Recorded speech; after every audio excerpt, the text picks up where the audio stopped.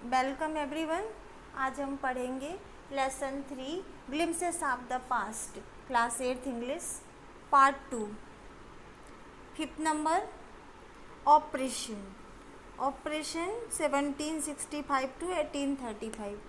ये given in fifth serial number, page number 40। 1765 to 1835 यानी between this period of time what kind of problems have to face to our Indians, and many type of pressures are operation 1765-1835, but the British continued to oppress Indians। यानी Britishers जो अंग्रेज थे, British east India company के लोग, उनने हमारे Indians पे अत्यधिक अत्याचार करना शुरू किया। ओवर ऑपरेशन या प्रेशर, उनने हमारे इंडियन पे बहुत ज़्यादा प्रेशर डालना शुरू किया। इन 1818 they had press regulation act 3rd on 1818 में रेगुलेशन एक्ट 3rd का नियम पारित किया गया। Indian could be gelled without trial in a court. वो किस तरह का नियम था? रेगुलेशन एक्ट 3rd कि इंडियंस को बिना किसी तरह की सुनवाई किए बिना directly put into the prison, सीधे जेल में डाल दिया जाएगा। यानी कुछ सुने बिना directly put into the prison. All the time Britishers affairs in India, all the time British in India drew big salaries and also made fortunes in private businesses।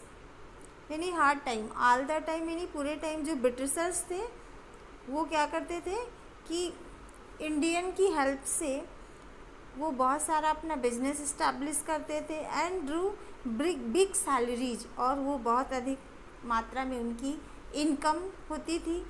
They got much salary, यानी बहुत अधिक मात्रा में वो salary खुद लेते थे। And also made fortunes in private businesses, और हमारे यहाँ का जो बिजनेस था वो सब रुइंड हो गया था, और वो इंडियंस को बहुत कम मात्रा में सैलरी देते थे, उनका प्रमोशन कम करते थे, और खुद बहुत अधिक अमाउंट में they got huge amount of the salary. By 1829 Britain was exporting British goods worth 7 crore rupees in India. और 1829 में जो ब्रिटेन था, यानी ब्रिटेन यानी इंग्लैंड से जो अंग्रेज़ थे, वो बहुत अधिक मात्रा में जो गुड्स क्या करते थे, इम्पोर्ट करते थे without taking any kind of tax, किसी तरह का कोई टैक्स दिए बिना। British exporting British goods worth 7 crore rupees, 7 crore rupees का वो अमाउंट वो वहाँ से इंग्लैंड से मंगाते थे, लेकिन किसी तरह का कोई टैक्स वसूल नहीं करते थे without taking any kind of import tax, import charge. Governor general Bentinck's अपसार्टेड, तभी यही कोई अंग्रेज जनरल गवर्नर, जिनका नाम क्या था, गवर्नर जनरल बेंटिक, उन्होंने क्या कहा था, उनकी क्या लाइन्स है, उनका जो स्टेटमेंट है क्या है, ये given in picture. The bones of the weavers are bleaching in plains of India.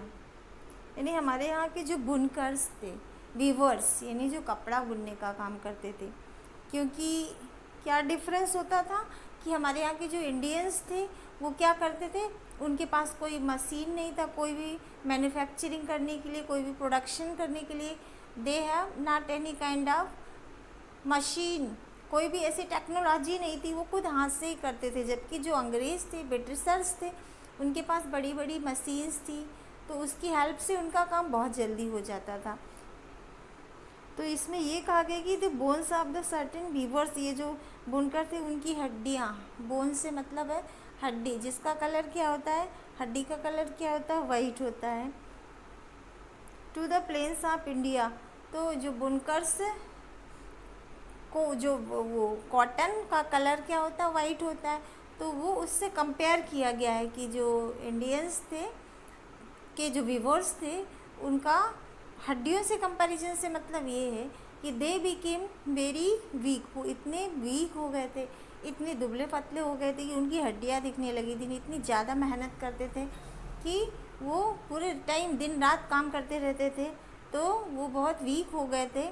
तब जाके इतना मेहनत करने के बाद वो कपड़ा बुनने का काम कर पाते थे, पूरे टाइम लगे रहते थे, तब जाके कुछ हो पाता था। जबकि जो ब्रिटिशर्स थे वो बहुत अधिक मात्रा में वो पैसा कमा लिए थे हमारे इंडियंस की हेल्प से, और वो बड़ी बड़ी फैक्ट्रीज, बड़ी बड़ी मशीन की हेल्प से वो अपना काम इजीली कर लेते थे। The British prospered in company's loot while Indian industries began to die. The British यानी जो ब्रिटिशर्स थे वो प्रॉस्पर्ड यानी फल फूल रहे थे, यानी डेवलप हो रहे थे, यानी वो ग्रोथ कर रहे थे। इन द कंपनीज लूट पाट करके, यानी अनफेयर मीन्स का यूज करके they became establish to their business, अपने बिजनेस को दिन दुनी रात चौगनी बढ़ा रहे थे। While Indians industries began to die, और वहीं जो हमारे यहाँ की इंडस्ट्रीज थी वो एकदम डिस्ट्रॉय हो गई थी, ख़त्म हो गई थी, यानी बिल्कुल बंद हो गई थी, स्टॉप्ड हो गई थी। फिर 6 नंबर है ये डिससेटिस्फैक्शन।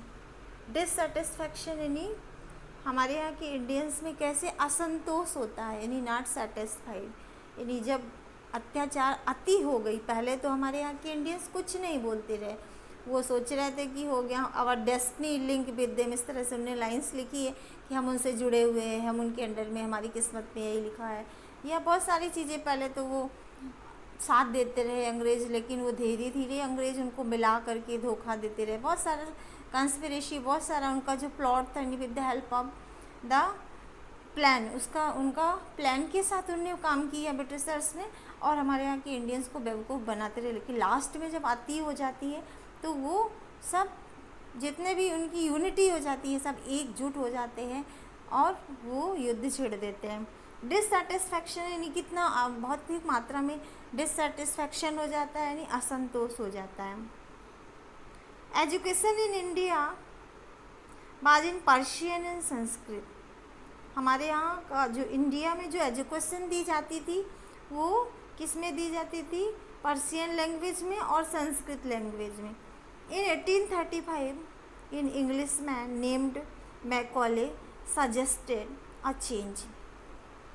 पहले तो ये था कि एजुकेशन किस में दी जाती थी? पारसी भाषा में और संस्कृत में।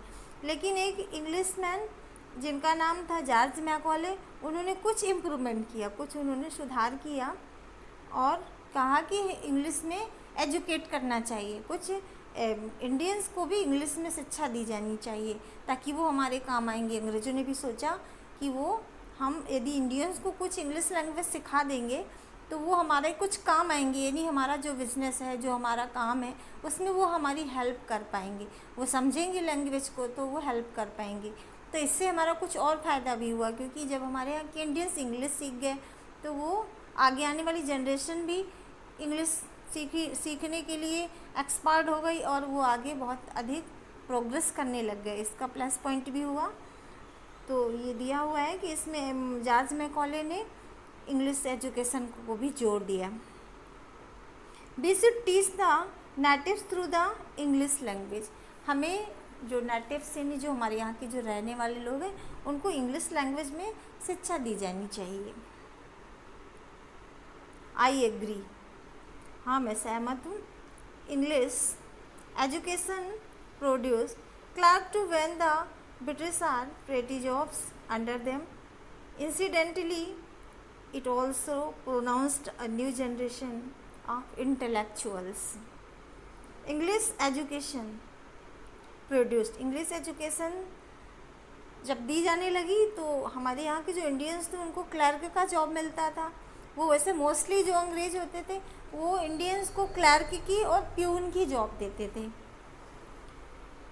तो clerk to whom the British gave petty jobs under them, उनके अंडर में काम करना पड़ता था इंडियंस को, जो वो कहते थे वही करते थे। Incidentally it also produced a new generation, और इंसिडेंटली यानी इत्तेफाक से कुछ ऐसा भी होता है कि इंग्लिश एजुकेशन जब दी गई हमारे इंडियंस को, तो इसका जो बेनिफिट हुआ वो ये भी हुआ कि एक नई जनरेशन आई आगे आके, और इंटेलेक्चुअल्स यानी बुद्धिजीवी, यानी बहुत अधिक एजुकेशन का जब बहुत अधिक मात्रा में प्रचार प्रसार हुआ जो इंग्लिश लैंग्वेज में दी गई, तो इससे इंटेलेक्चुअल यानी हमारी जो जनरेशन है वो भी बहुत पढ़ी लिखी और बुद्धिमान हो गई।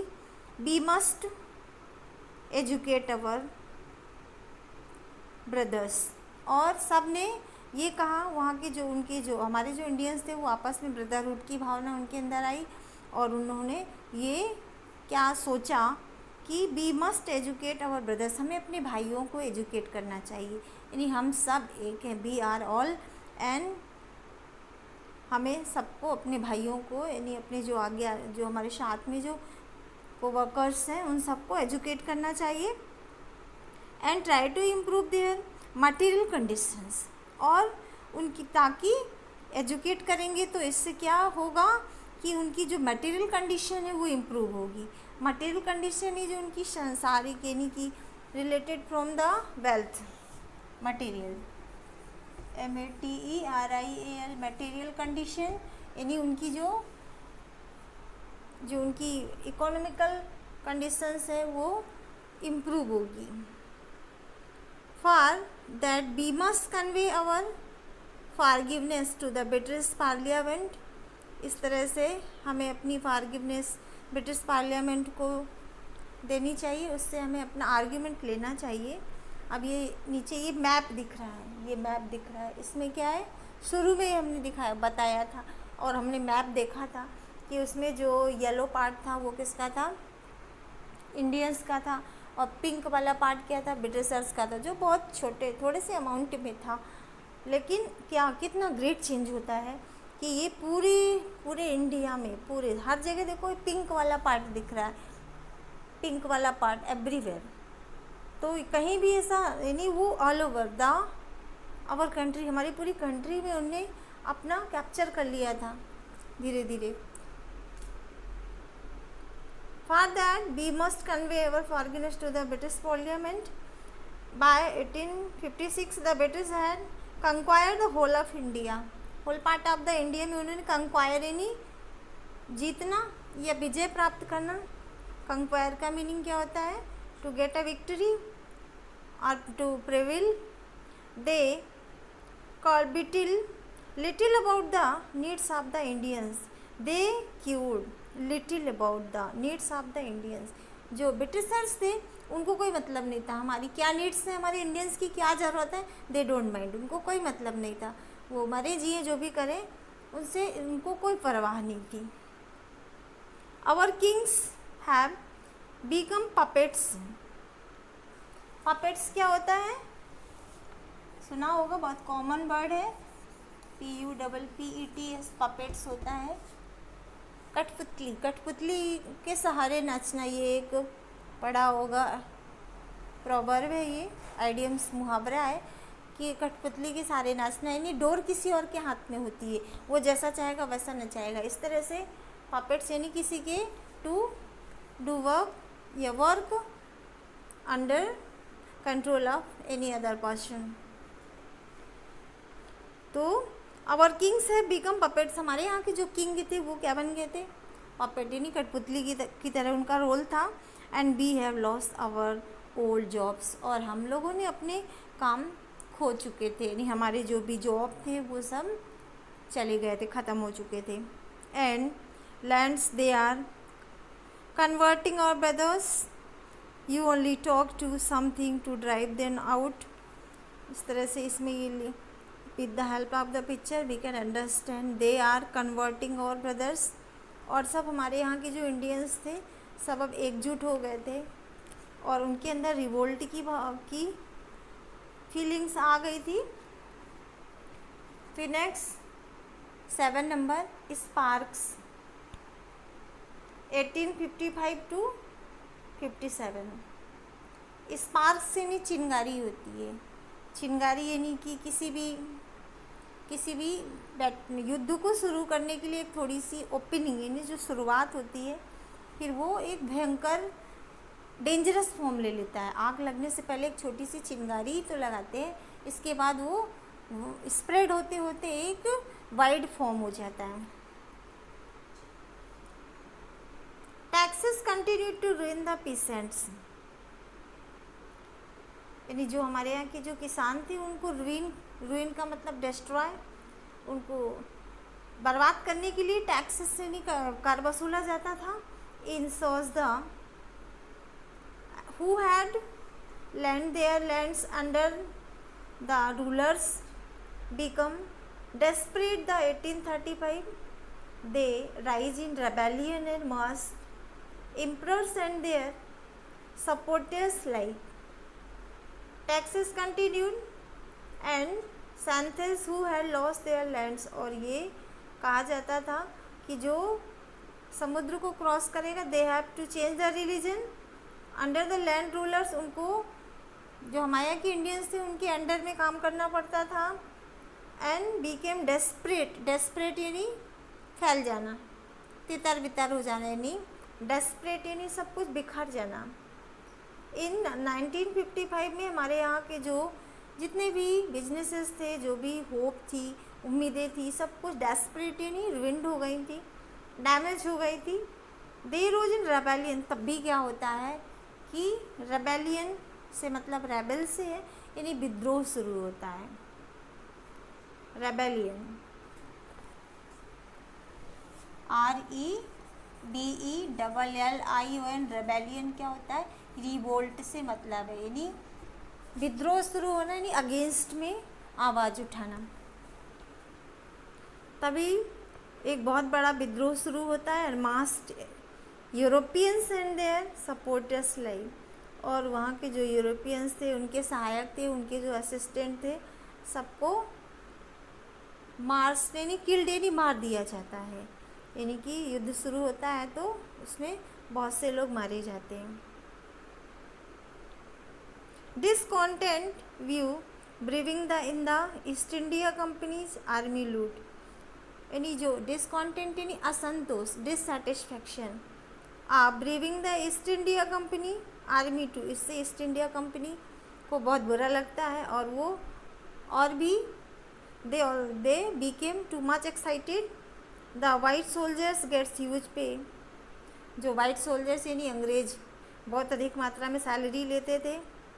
टू लिव इन सर्वेंट, और हमारे यहाँ के जो इंडियंस थे उनको नौकर का यानी सर्वेंट का जॉब देते थे, प्यून का देते थे। Wild be get a pittance and slow promotion, हमारे यहाँ के जो इंडियंस को पिटियंस यानी अंदर रखते थे, उनके अंडर में, कि हम उनसे हाथ जोड़कर उनसे हर समय उनके नीचे गिड़गिड़ाते रहे। एंड स्लो प्रमोशन, और प्रमोशन भी बहुत धीरे धीरे करते थे, बहुत कम पैसा देते थे, प्रमोशन भी नहीं करते थे। इस तरह से हर तरह से यानी हर तरह से वो टॉर्चर करते थे। द अंग्रेज who's to come that bewitch the against our religion, who in the टोपी वाला to abolish our old customs, ये टोपी वाला कोई पर्सन जो अंग्रेज रहा होगा तो उसको यहाँ पे टोपी वाला करके नाम लिखा गया है। We must drive out the अंग्रेज, हमें अंग्रेज़ों को बाहर भगाना चाहिए, भाग खदेड़ना चाहिए, ऐसा हमारे यहाँ के इंडियन सोचते हैं। एकजुट हो जाते हैं, उसमें यूनिटी आ जाती है और उनके अंदर एक जुनून आ जाता है कि कुछ भी हो, अब हमें अंग्रेज़ों को एनी हाउ हमें अंग्रेज़ों को खदेड़ना ही है, भगाना है। Thousands of other spies revolted, हजारों स्पाइस यानी जो जासूस होते हैं, जो भेदिया बताने वाले होते हैं, दे वर स्ट्रिप्ड ऑफ देयर यूनिफॉर्म्स, उनका एक अलग ड्रेसेस होती है, समझ में आता है कौन अंग्रेज का है कौन इंडियंस का है, वो एक ड्रेसेस में होते हैं, एक यूनिफॉर्म में होते हैं। Sepoys Mangal Pandey attack the adjutant of the regiment and was executed, और ये मंगल पांडे जो हमारे यहाँ के फ्रीडम फाइटर थे, इन्होंने अंग्रेज़ के एक रेजिमेंट को अटैक कर दिया, तो जिससे बदले में क्या हुआ कि मंगल पांडे को एग्जीक्यूट यानी फांसी दे दी गई। एग्जीक्यूट मतलब होता है हैंग कर देना, तो बदले में क्या होता है कि मंगल पांडे को हैंग कर दिया जाता है। Humiliated and put into irons, humiliated यानी निंदा करना, एकदम अपमान करना, इंसल्ट करना। ह्यूमिलेटेड यानी किसी मतलब इंसल्ट करना। And put in irons, iron से मतलब हथकड़ी से है, और वो इंसल्ट करते थे जितना हो सकता था उतना, और हथकड़ियों के अंदर डाल देते थे। Few Englishmen had cured to understand Indians' custom to the people's mind. O proud Brahmin soldiers, do you know that the grip to the bullet, you know, our bite is made the fat of the pigs and cows. ये ऐसा कहा जाता है, कोई अंग्रेज का candidates का ये लाइन है कि वो कह रहा है कि ओ प्राउड ब्राह्मण, ए ब्राह्मणों तुम्हें बहुत प्राउड है, और उन्हें पता था कि ये जो ब्राह्मण लोग हैं ये रिलीजियस है, और ये मांस नॉनवेज पे को छूते भी नहीं, उसका नाम भी नहीं लेते, उसे they hatred to the nonveg. तो उन्होंने क्या कहा, O proud Brahmin to use for that the, ये जो तुम बंदूक जिसको दांत से बाइट करते हो, ये किससे बनी हुई है, काऊ और पिग यानी गाय और सूअर की चर्बी से बनी हुई है। यानी वो इस तरह से उनको बताते हैं कि वो शायद उसको यूज़ नहीं करे, लेकिन हम लड़ाई में तो गन का यूज करते हैं, लेकिन वो कहता है जो तुम इसे बाइट करते हो ये किससे बना हुआ है, काऊ और पिग्स की चर्बी से बना हुआ है। What the white man was deceived us to, white man पूरी तरह से हमारे यहाँ के इंडियन को डिसीव कर दिए थे, यानी हरा दिए थे। यानी हरा देने से मतलब है कि वो हमेशा धोखा देते थे, वो सामने से वार नहीं करते थे, वो हमेशा पीछे से करते थे, धोखा दे के करते थे। दे आर डिसीविंग, वो हमेशा मतलब धोखा ही देते आते थे, विश्वासघात जिसे कहते हैं। Soon chapatis were sent from village to village, यानी इतना ग्रेट फेमाइन वाज इन और इंडिया, हमारे इंडिया में बहुत बड़ा अकाल आ गया था, खाने के लिए नहीं मिल रहा था। तो chapatis were sent from village to village, गांव-गांव चपाती भेजी जाती थी, यानी रोटी भेजी जाती थी। To tell the people their emperor would want their services, और मतलब वो जो अंग्रेज़ थे वो रोटी बेचते थे, और बदले में क्या करते थे कि अंग्रेज़ को सेवा चाहिए, यानी बदले में जो उनको उनकी हेल्प चाहिए, यानी वो रोटी दे रहे हैं गांव-गांव। इसका मतलब है कि वहाँ जो रहने वाले इंडियंस हैं उनको बदले में उनसे कुछ चाहिए, यानी बदले में उनको उनकी हेल्प चाहिए as a assistant. Okay, next part I will send in next video. Thank you.